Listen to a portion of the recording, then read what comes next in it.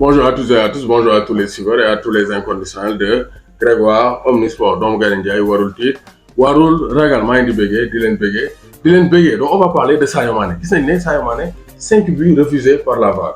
Donc, dès mon acte rectificativement, Iliman Ndiaye a marqué son 4e but de la saison. Donc hier, c'est une erreur, donc erreur là, donc Nil Matoul. Donc, Iliman Ndiaye, 4 buts de double cette saison. Donc, il fait un excellent début de saison avec Sheffield United. Donc, Sadio Mané, pourquoi il refuse ses buts?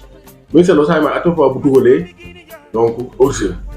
Voilà, pour demain, parce qu'il va plus vite que ses partenaires. Donc, Sadio Mané, actuellement, il a ce problème de dosage. Dosage colorimétrique ou volumétrique, en tout cas, dosage bi, donc, descend par rapport au timing de réception des appels et de réception de la passe. Parce que, vous savez, à chaque fois, il va plus vite que ses partenaires. C'est compréhensible parce qu'à Liverpool, ça détonne plus. Waaw kérosène foofu la ëpp gars yi dañ doon taw ak Robertson Alexander Arnold Chamberlain di casser les lignes Salah accélération mais fii c'est beaucoup plus posé am Diop joxoon ngay ñu élaborer ci el bi Sadio Mané buy dem rek passe yi buy ñëw def Sadio Mané avancé bon généralement des hors-jeu donc Sadio Mané aussi il doit vraiment s'adapter donc vraiment gën a travailler ses automatismes donc gën a xaar taaxeeru pour que gars yi bu ñu retraité il ne sera pas donc devant parce que passe hors-jeu passe en retrait si la passe donc va si le jour est en avant passe bi xaw a donc jëm ci kanam donc c'est hors-jeu donc passe dafa war a soit parallèle donc au récepteur soit mu nekk donc vers le récepteur nii mais bu yéegee nii ci kanam rek dañ koy considérer comme hors-jeu te Sadio Mané donc avec sa vitesse avec vraiment son explosivité il va plus vite que ses partenaires donc Sadio Mané loolu war na ko gën a donc cootu même si dernier bitam bi passé donc c'est discutable donc Sadio Mané face à Gladbach. Donc je pense que but B, il n'y avait pas carrément. Donc la position de hors-jeu était carrément discutable. Mais quand même, donc ce qui est fait, les faits sont là, les faits sont têtus, comme Nicolas Noir, ça a 5 buts refusés. Donc il s'adapte quand même, il marque 3 buts en championnat. Donc vraiment, donc le bilan est bon pour l'international sénégalais, il s'adapte, donc il prend du plaisir, il est respecté du côté du Bayern de Munich. Les joueurs vraiment le respectent de par son talent, de par son engagement, de par son leadership, son charisme. Et l'idée c'est moi, parce qu'il va plus vite que ses partenaires. Donc au fur et à mesure, donc aussi il doit être intelligent, xam kañ la war a def appel ak à quel moment donc accélérer pour mën a donc récupérer balle parce que Bayern seen force aussi ils sont des ailes, ils décalent, ils font des passes en retrait. Loolu ça c'est une caractéristique du jeu du Bayern de Munich. Donc ils sont capables de passer par la profondeur mais li ci ëpp teel lañu avec les Gnabry, Leroy Sané et ils font des passes en retrait. Donc Sadio Mané bu gënee dal rek gën a donc vraiment gën a patient bañ a teel a daw.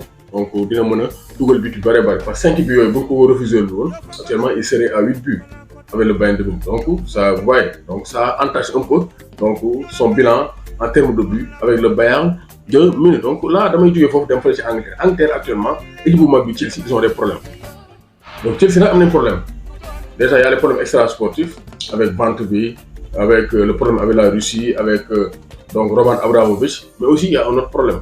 L'autre problème, c'est Thomas Tuchel. Thomas Tuchel daaw fin saison bi il a divorcé ak jabaram loolu da ko waxoon jàpp actuellement boo gisee il est tendu il est nerveux dafa naxay deret Thomas Tuchel naturellement dafa naxay deret ak divorce boobu donc moo tax Thomas Tuchel il fait des choix bizarres parce que ci seen principal problème ils n'ont pas un attaquant un neuf de métier Kai Havertz mi ñuy forcé c'est pas un neuf de métier Thomas Tuchel foofu dafa def erreur Lukaku seet defoon na ay déclaration yoo xam ne mooy koo def mais da ngay toog waxtaan ak moom Lukaku c'est un grand buteur capable de faire la fixation, de peser sur les défenses. Donc, Chelsea de quoi par rapport à son système de jeu.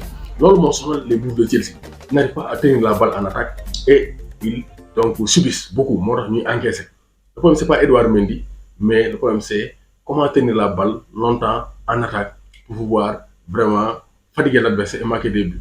Kai Havertz, il n'a pas donc ses aptitudes. C'est un attaquant, c'est un joueur offensif, il marque des buts, il est talentueux. Mais 9 nous sort là du Kai Havertz. Par rapport à nos systèmes de jeu.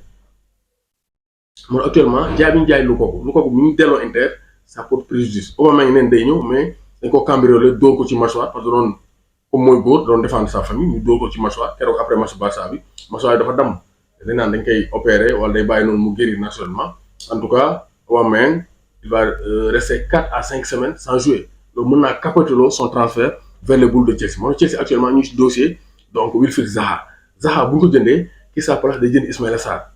Donc d'ici minuit, tout peut arriver ce mercredi. D'ici minuit, tout peut arriver. Ismaël Sarr, Ismaël Sarr a quitté sa place. Parce que donc Vieira l'apprécie et il pourra s'intégrer donc jouer la Premier League avec les Eagles de Crystal Palace. En tout cas Chelsea loolu mooy seen problème. C'est ça le grand problème de Chelsea. 9 de pointe boobu amuñu ko.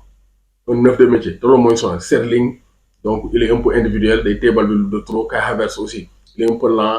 Donc Mason Mount boo xoolee brilleegul parce qu'il y a pas un 9 qui lui libère les espaces. Werner mi ngi jaay sax au moins il faisait donc des décalages, il faisait des appels en profondeur parce que comme lëg day daw nii il fatiguait les défenses, il libérait des espaces mais ren amuñu ko moo tax Chelsea actuellement dañu am problème te défensivement aussi milieu de terrain bi stable. Jorginho ça ne va pas. Jorginho vraiment ñu ngi koy ay capitaine et tout mais Jorginho man il ne me convainc plus. N'Golo Kanté son absence aussi ça se fait ressentir. moo tax ak Thiago Silva dafa jëm mag pointe basse muy joué di enchaîner match yi donc à 37 ans 38 ans c'est compliqué pour lui. Donc Thomas Tuchel avec la venue de Fofana faut mu jéem a xool nan lay tourner di noppal Thiago Silva sinon avant la Coupe du Monde day kalaate day bàyyi parce que Angleterre dafa métti. Voilà doomu Gana Ndiaye warul tiit warul ragal Sadio Mané gën a la tey di nga dugal bit yu bari wàññi hors-jeu yi béggee. Sartec IPTV Méga vous propose la télé internet télé boo xamante ne wifi moo koy doxal. Vous avez 8000 chaînes à 39 500 l'année. N'hésitez pas à contacter le 77 535 97 62 Sartec, la télé de l'avenir.